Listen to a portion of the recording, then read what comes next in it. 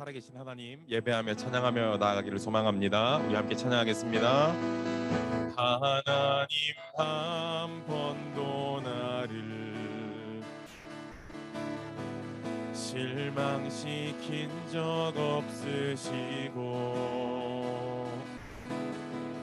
언제나 공평과 은혜로 나를 지키셨네.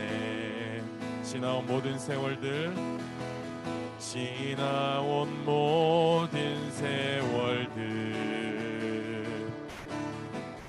돌아보아도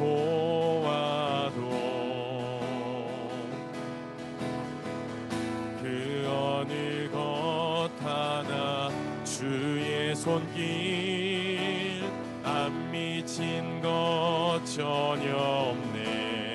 우리 함께 고백합니다. 오신실하신 주, 오신실하신 주, 오신실하신 주, 내 너를 떠나지도 않으리라, 내 너를 버리지도 않으리라 약속하셨던 주님, 그 약속을 지키사 이후로도 영원토록 나를 지키시리라 확신하네.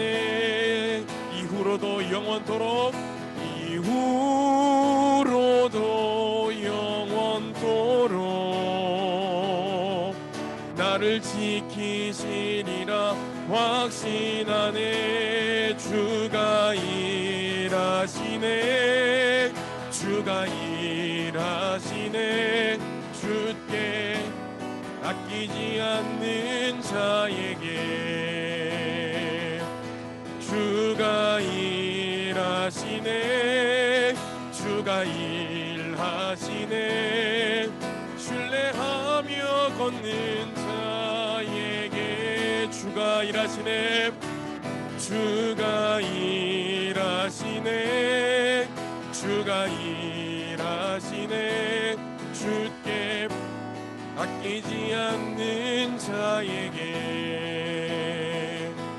주가 일하시네, 주가 일하시네.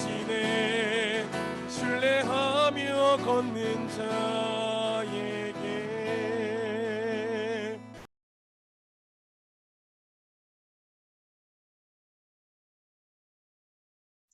예, 지금부터 담임 목사님 잃었던 생명 찾았고 광명을 얻었네라는 설교에 대해서 여러분들에게 요약해서 말씀해 드리도록 하겠습니다. 예수님께서 이제 십자가를 지시기 위해서 예루살렘으로 이동을 하게 돼요, 제자들과 함께. 그런데 예루살렘을 가는 그 도중에 길목에 여리고라는 성읍을 지나가시게 됩니다. 그리고 이 여리고에서 예수님은 두 명의 인물을 만나게 되죠. 한 명은 오늘 본문에 등장하는 바디메오고요. 그리고 이후에 삭개오가 또 연이어서 등장하는 것을 우리가 말씀을 통해서 알게 됩니다. 먼저 바디메오가 예수님을 만나게 되는 장면인데요. 바디메오가 예수님을 만나게 되는 장면을 네 가지 흐름을 통해서 우리가 한번 살펴보도록 하겠습니다. 보면은 이 참고 그림입니다. 이게 여리고의 맹인, 여리고의 시각장애인이라는, 여리고의 눈먼자라는 그림인데요. 한번 볼까요? 예수님이 있고 제자들이 또 있고 또 누군가 와서 예수님 앞에 엎드려 있는 모습을 우리가 볼 수 있죠. 예.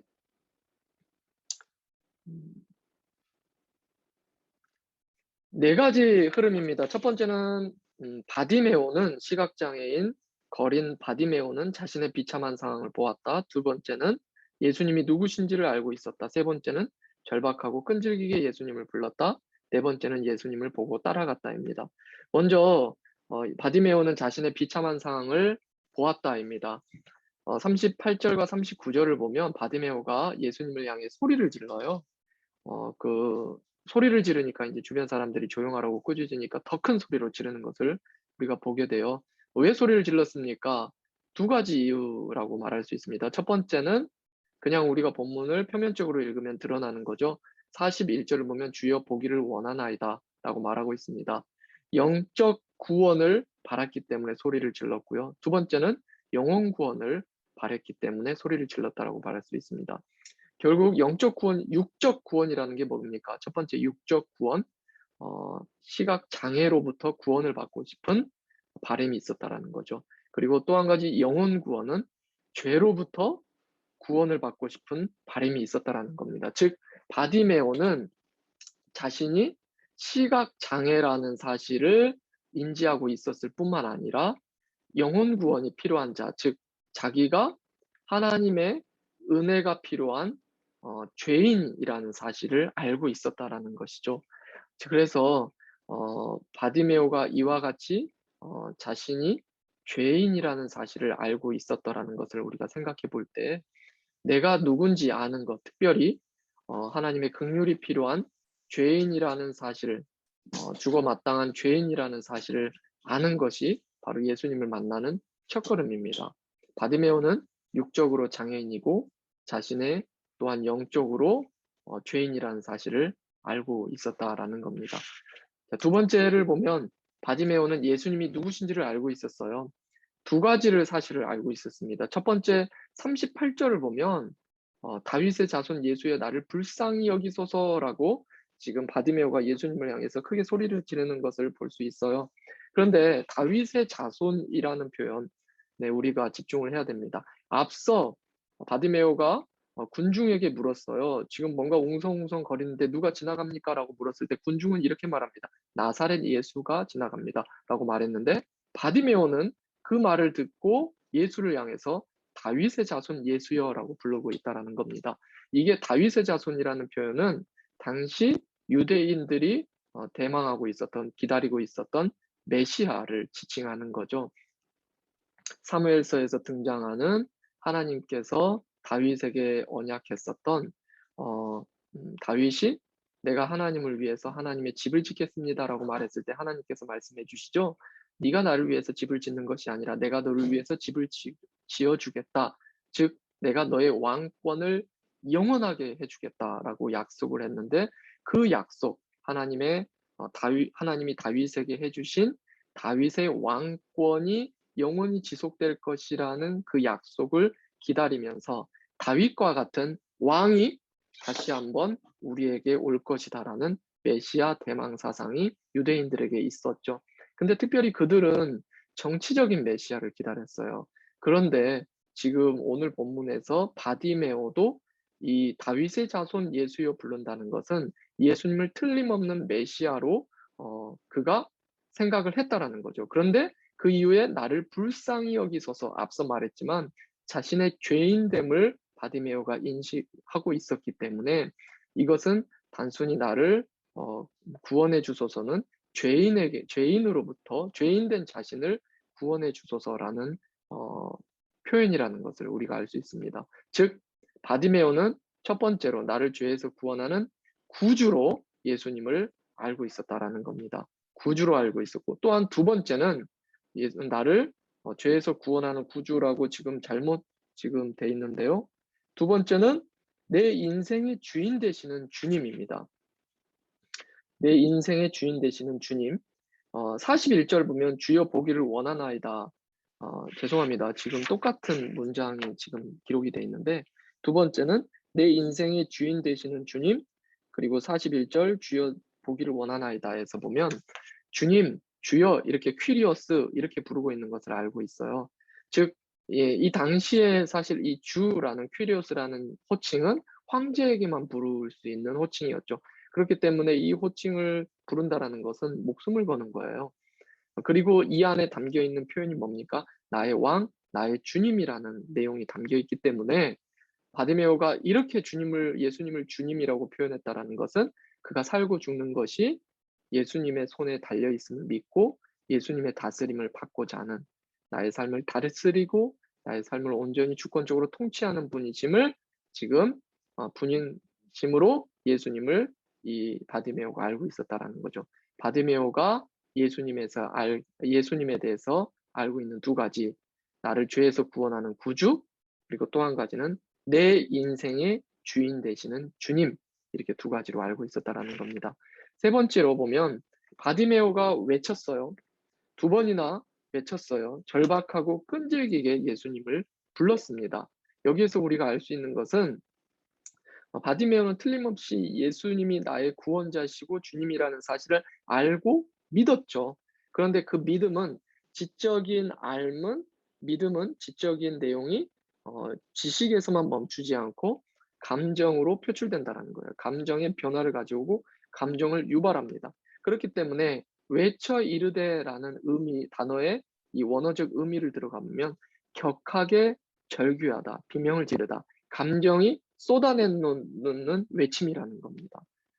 즉 믿음이 그의 믿음은 결국 그로 하여금 격정적으로 감정을 담아 표현된 외침에 이르게 했다라는 거죠. 그래서 사람들의 무시와 꾸짖음 속에서도 예수님이 반응할 때까지 그는 마음을 담아서 외쳤던 겁니다. 믿음은 절박한 마음과 끈질긴 간절함이 있다라는 겁니다. 그래서 바디메오는 절박하고 끈질기게 예수님을 불렀다라는 거죠. 믿음이 지식에서 멈추는 것이 아니라 감정을 담아내게 했다라는 겁니다. 자, 네 번째 보면 바디메오는 결국 예수님을 보고 따라갑니다. 예수님께서 보라, 내 믿음이 너를 구원하였느니라 이렇게 말씀해 주시죠. 이것이 바디메오의 앞선 모든 행동에 대해서 지금 예수님이 결론을 지어줘요.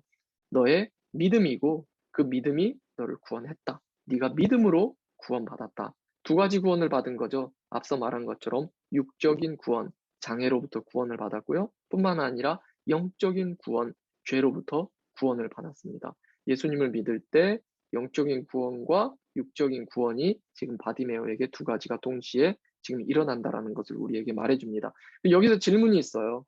바디메오는 영적인 구원뿐만 아니라 육적인 구원, 장애로부터의 회복이 되는 놀라운 구원을 받았어요. 그런데 우리가 예수님을 믿을 때 우리는 틀림없이 영적인 구원은 받아요. 알고 있죠. 그런데 육적인 구원, 예를 들면 우리가 가진 어떤 장애라든가 또는 어떤 우리가 가진 결핍의 문제들, 어려움들, 이런 부분들이 해결이 됩니까? 대부분 예수님을 믿었을 때, 믿지 않았을 때 자기가 가지고 있는 상황이나 환경이나 조건들은 크게 바뀌지 않습니다. 그렇죠? 그렇다면 왜 바디메오는 육적인 구원을 받았는데 우리에게 육적인 구원은 이루어지지 않을까요? 예수님이 우리를 차별하시는 걸까요? 바디메오를 더 사랑하셨을까요? 아니죠. 사실 우리에게는 영적인 구원을 이미 입었지만 육적인 구원은 확증받은 겁니다. 확증받은 거예요. 바디메오의 사건이 사실 우리에게 이 확증된 것을 분명히 일어날 것이라는 것을 보여주는 사건이죠. 무슨 말입니까? 예수님 다시 이 땅에 오실 때 우리에게 육적인 구원, 즉 몸의 장애가 됐든 결핍이 됐든 어떤 우리가 가지고 있는 모든 부족함이 완전하게 회복되고 변화되는 그 부활이 일어날 것이라는 그 약속에 대한 그 확증에 대한 지금 이 육적 구원이 확증적으로 지금 바디메오를 통해서 그리고 예수님이 2000년 전에 오셔서 행했었던 모든 기적의 사건은 우리가 장차 입게 될 것을 주님이 확증적으로 보여준 사건들이라는 겁니다. 우리에게도 반드시 일어날 사건이라는 것이죠. 자, 그리고 바디메오는 결국 눈을 떴습니다. 그쵸? 그리고 그토록 그가 보고 싶었던 예수님을 보게 됐어요. 그리고 예수님을 신뢰하고 그분을 따라갑니다. 그래서 참된 믿음을 가진 성도의 모습이 되는 거죠. 믿음을 가진 바디메오는 결국 지식이 감정이 돼서 표현이 됐고 또한 그는 이제는 그것이 의지적으로 예수님을 따라가는 지성과 감성과 의지의 전인격적인 변화로 방향성의 전환으로 그의 삶에 드러났다라는 것이죠. 이것이 참된 믿음을 가진 성도의 모습이다라는 것입니다.